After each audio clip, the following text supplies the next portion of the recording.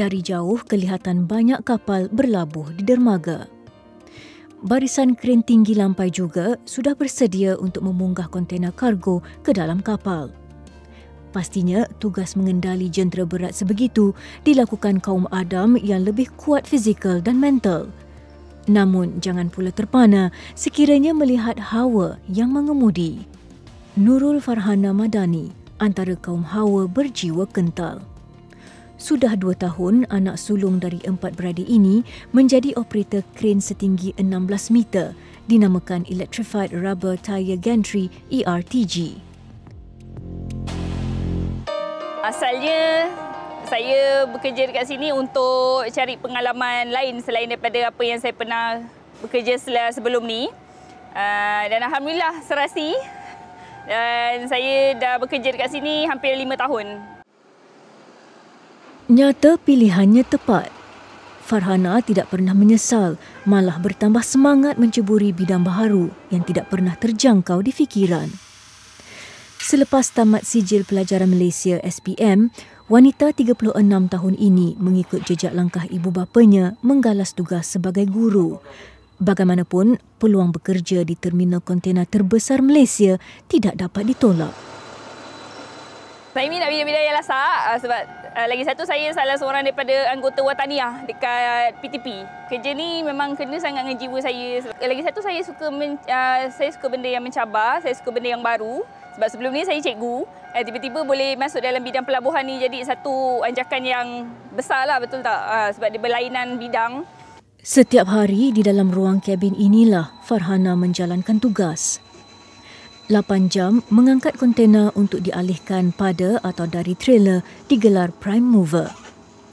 Dan dari kabin tergantung itu, operator kren boleh melihat dengan jelas kontena yang diangkat menerusi gelas lutsina pada kabin. Jika anda penghidap akrofobia, mungkin pekerjaan ini tidak sesuai untuk anda. Sebelum kami diberi peluang untuk naik ini, pihak training akan bagi kami latihan ataupun test lah untuk tahu gayat ke tak. Sebab kalau gayat yang terlampau, dia takkan teruskan lah. Maksudnya alhamdulillah saya gayat tu asal memang gayat tapi boleh atasi. Saya mulakan kerjaya saya di sini sebagai pemandu prime mover pada tahun 2017.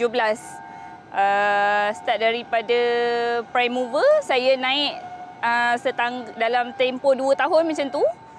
Saya diberi peluang untuk naik sebagai kerani kapal lah. Kalau dalam bahasa Inggeris orang panggil Q Crane Club. Dan setahun selepas tu saya diberi peluang lagi untuk naik lagi dalam kerjaya sebagai operator RTG. Selaku pemandu trailer 16 tayar, tugas Farhana mengangkut kontena dari ruang penyimpanan ke kapal kargo atau sebaliknya. Bukan calang-calang wanita berani memandu kenderaan berat dan panjang. Tidak mudah jika tidak yakin kemampuan diri. Dari segi perkembangan karier, saya antara wanita terawal yang bawa prime mover. Saya antara wanita terawal yang jadi kerani kapal dan saya antara wanita yang pertama yang naik sebagai operator RTG. Awal permulaan karier saya di sini mendapat dia bukan tentangan tetapi macam kurang bersetuju sebab kerja yang saya ceburi ni satu bidang yang dikuasai oleh lelaki dan kerjanya agak berat, kasarlah senang kata. Tapi alhamdulillah saya buktikan dan sampai sekarang alhamdulillah dapat sokongan penuh daripada keluarga.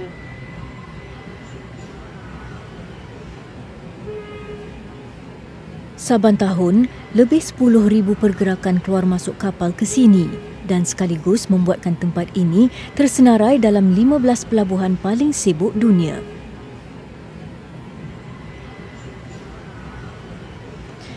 Dalam memastikan operasi berjalan lancar tanpa sebarang insiden, Malim Pelabuhan individu terpenting di dalam arena ini. Satu boleh tak tahan? Tak tahan. 82 terikat? 82 terikat je. 82 pun ikat 4 tu je pun 82. Nanti 82 kita berkata 82. Sebentar lagi, Kapal kargo sebesar 3 kali ganda padang bola ini akan keluar berlayar setelah 2 hari berlabuh. Kapten Nurul Erin Muhammad Yusof bertindak sebagai malim, membantu mengemudi kapal keluar dari dermaga. Erin mula berkecimpung di dalam maritim ketika melanjutkan pelajaran di Akademi Laut Malaysia, Alam, Melaka. Sebaik tamat pengajian, anak sulung dari 2 beradik ini memulakan kerjayanya dengan berlayar mengikut kapal antarabangsa selama 4 tahun.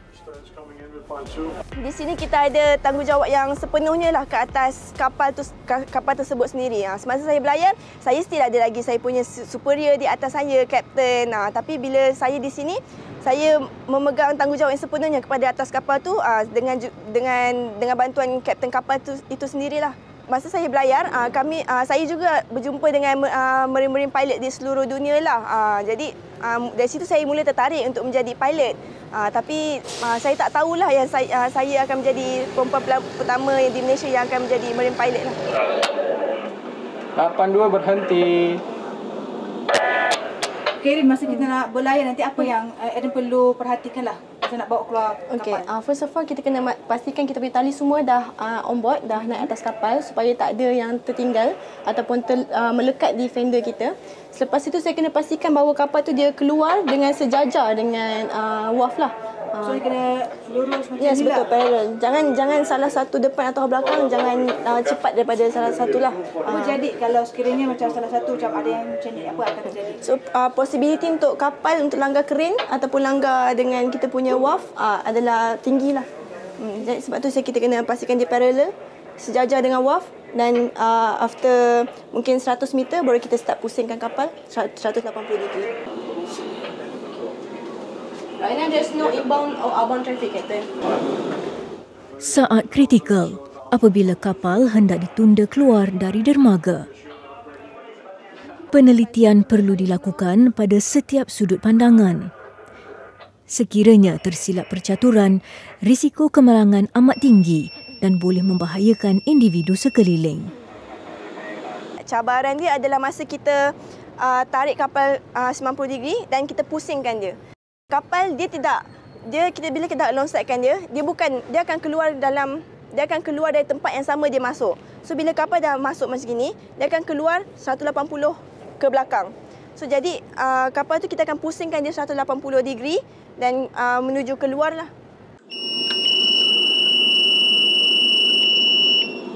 Cabaran dia masa kita pusingkan kapal, kadang-kadang ada kapal masuk.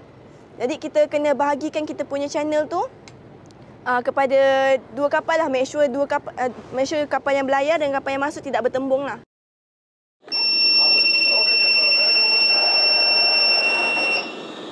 Jam hampir menunjukkan pukul 6 petang.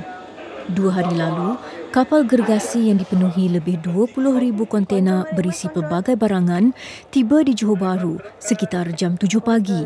Last line dari 1700 berat keluar westbound.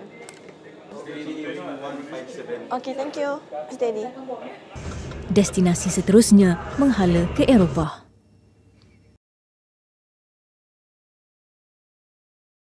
Semasa hendak membawa keluar kapal daripada pelabuhan yang mengambil masa 30 hingga 40 minit untuk membuat pusingan dan dalam tempoh itu Kapten Erin akan berhubung dengan operator di dalam bot tunda dan difahamkan bot tunda yang digunakan di Pelabuhan Tanjung Pelepas ini adalah bot tunda yang terhebat di Asia Tenggara yang hanya digunakan di sini dan difahamkan kuasa yang dimiliki oleh bot tunda ini adalah sehingga 16,000 kuasa kuda yang boleh menarik beban sehingga lebih 200,000 tan kapal.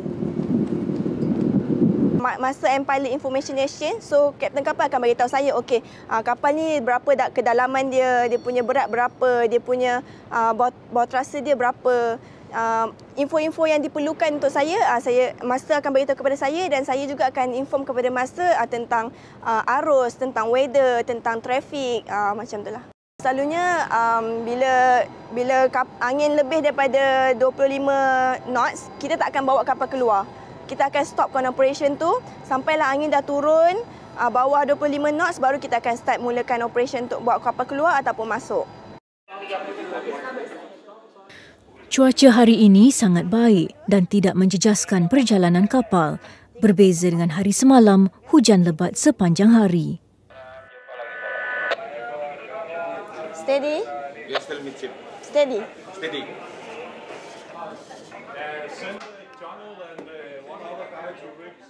So selalunya dekat lepas boya 1-2 ni adalah penanda untuk kita start menurunkan speed kita untuk kita turun ke pilot boat lah. Sebab kalau speed laju pun kita tak boleh, pilot boat tak boleh nak merapat ke kapal besar lah. Jadi kita kena turunkan speed kita untuk bagi laluan kepada pilot boat kita nak merapat dan kita pun boleh turun dengan selamat.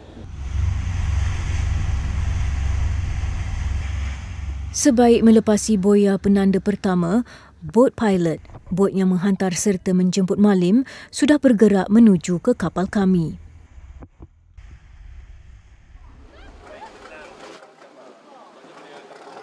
Setelah lebih 1 jam berada di dalam kapal yang dinobat antara kapal terbesar dunia, Kapten Erin dan kru penggambaran perlu bertukar ke bot kecil untuk pulang ke darat.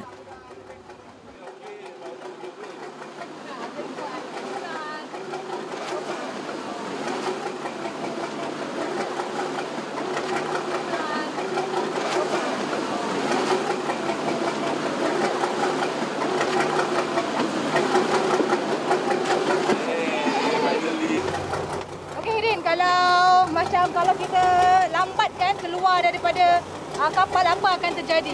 Selalunya kita akan stop enjin kapal tu and drifting supaya kita tak akan bawa kapal ni keluar daripada kita punya port limit lah. Sebab bila saya dibawa keluar dari port limit, saya tak ada kuasa dah. So saya akan seboleh-bolehnya berhentikan kapal ni di dalam port limit dan tunggu pilot boat untuk sampai ambil saya lah.